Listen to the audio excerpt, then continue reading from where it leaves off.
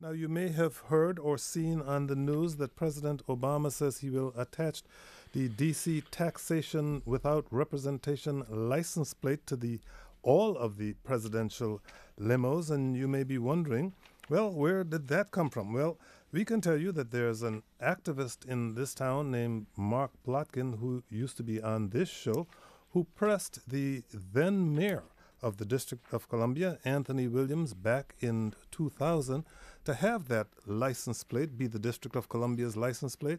He wanted to have a contest, Anthony Williams did, so Plotkin approached the then chairperson of the city council, Linda Kropp. She went for the idea. A law had, in fact, to be passed to get this done. She got it passed. The mayor signed on to it, and taxation without representation became the license plate. Shortly after that, the aforementioned Plotkin went to the White House, persuaded President Clinton by way of his spokesperson to put the license plate on the presidential limo. It was there for maybe, less than a month. And then when President George W. Bush came into office, he took it off. There have been attempts since then to get President Obama to put it on. He apparently resisted those attempts during his entire first term, and this week announced that he would put it on. But you know how this all got started? This all got started when an email came into this broadcast in 2000 from a listener who said, why don't we have the District of Columbia license plate say taxation without representation? That listener, Sarah Shapiro, joins us now by phone. Sarah Shapiro, thank you so much for joining us. Thank you for asking me. Sarah Shapiro, first and foremost, what was it that influenced you to send that email to us? I don't know. The idea just popped into my head. One of the problems with our whole situation is that most Americans have no idea that we're not represented in Congress with a voting congressman. So I thought, well, people need to know this, and one easy way to have a little placard all over the place as we drive around the country or as tourists come here is to have our license plates tell a fact about the district, which is that we have taxation without representation.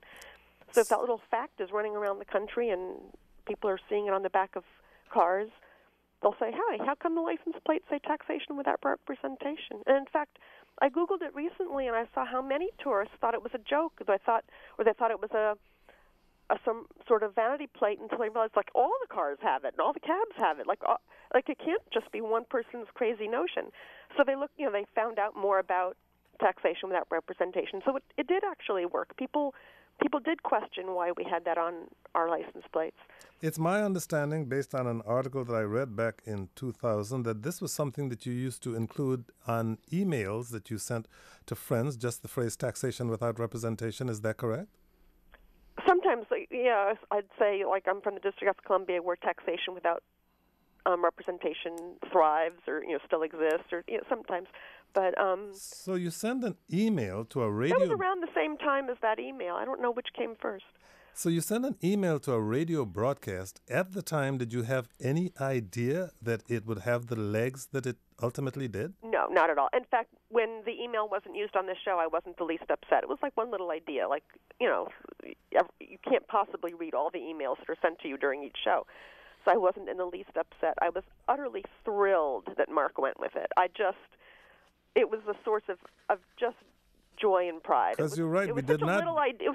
We didn't read the email on the show. You're absolutely correct. But as you said, he went with it, and now President Obama says he'll have it on the presidential limos. How do you feel about that? I feel wonderful. And in fact, I've been thinking it's not so, although it was disappointing that he didn't put it on immediately, like the minute he was elected, or the minute Bush was out of office.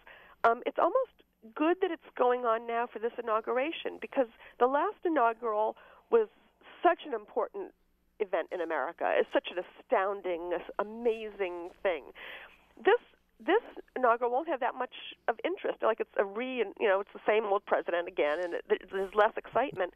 So that maybe the tags will get more coverage than they might otherwise have gotten if you'd had them on for the first inaugural parade. Like, as the TV cameras have something, not as much to talk about, maybe there'll be more coverage of the plates. So it might work out well. There are a lot of people like you, Sarah, who are in a way celebrating this. But Tom Sherwood, in the final analysis, we're really still talking about something symbolic here. Well, it's symbolic. I think even at DC Vote, James Jones, the spokesman, said, this is a symbolic thing. But life is made up of symbolism, and this is my concern about the slogan is that when people see it, I've had people read it and say, I agree with that, because they assume no taxation without representation. Oh yeah, I like that.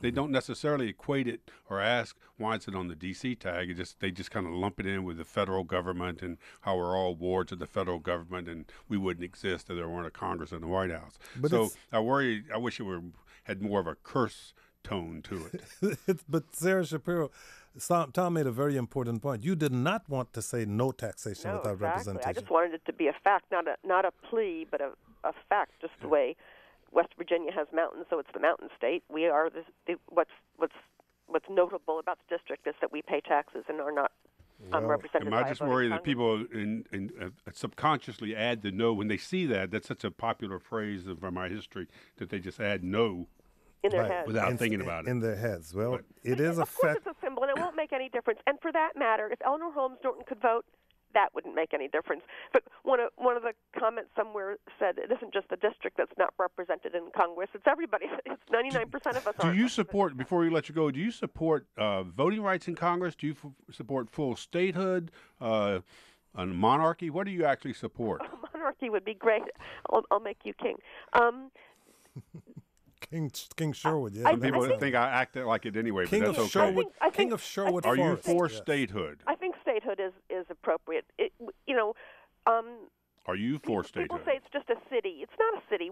Cities don't have license plates. Cities don't have Medicaid. Cities don't have all kinds of state functions.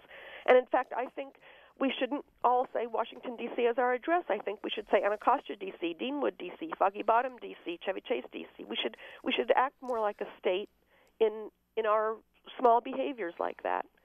Sarah Shapiro, thank you so much for joining us, and congratulations. Thank you very much.